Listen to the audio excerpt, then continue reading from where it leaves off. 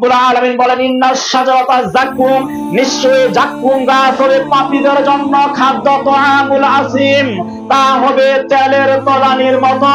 যাক্কুম গাছ এমন একটি খাদ্য, যখন তাদের পেটের মাঝখানে এই ফলটা পড়বে, তাদের পেটের মাঝখানে এমন ভাবে উঠতে থাকবে, ঠিক যেই রকম ভাবে ফুটন্ত পানি টকবক টকবক করতে থাকে।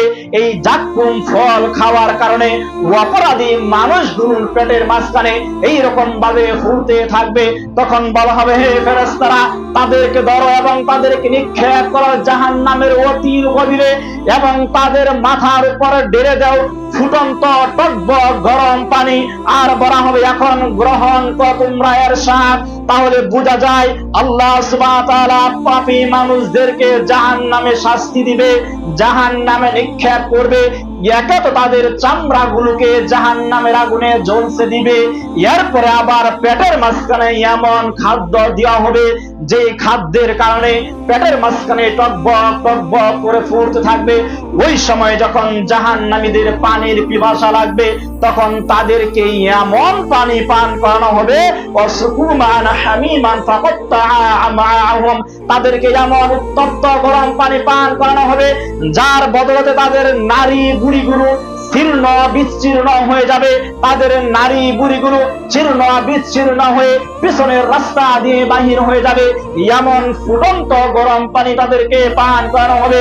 তাহলে কোরআন থেকে বোঝা যাচ্ছে, যারা দুনিয়াতে কুফরি করবে, আল্লাহ রব্বুল আলামিনের সাথে কুফরি করবে, এদেরকে আল্লাহ সুবহানাহু ওয়া তাআলা জাহান্নামে নিক্ষেপ করবে। জাহান্নামে নিক্ষেপ করার পরে এমন খাদ্য পান খাওয়াবে যার বদলে তাদের পেটের মাঝখানে টকবক করবে, এমন ফুটন্ত পানি পান করাবে যেই পানির কারণে তাদের নারী বুড়িগুলো ছিন্ন বিচ্ছিন্ন হয়ে যাবে।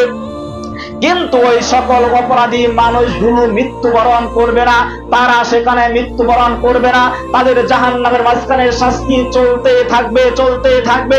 এখন যদি আপনার বিবেকে নাড়া দেয় যে এত বড় ভয়াবহ কঠিন জাহান্নাম থেকে আমাকে বাঁচতে হবে, আমি সেই জাহান্নামে প্রবেশ করতে চাই না, তাহলে আপনাকে সালাত আদায় করতে হবে, তাহলে আপনাকে সত্যের পথে, আপনাকে সত্যের জন্য সন্ধান করতে হবে।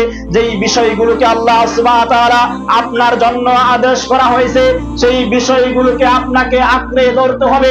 আর যদি আপনি আঁকড়ে ধরতে না পারেন, আপনিও সেই জাহান্নামে যাবেন যেই জাহান্নাম সম্পর্কে আপনি ধারণা করতে পারেন না।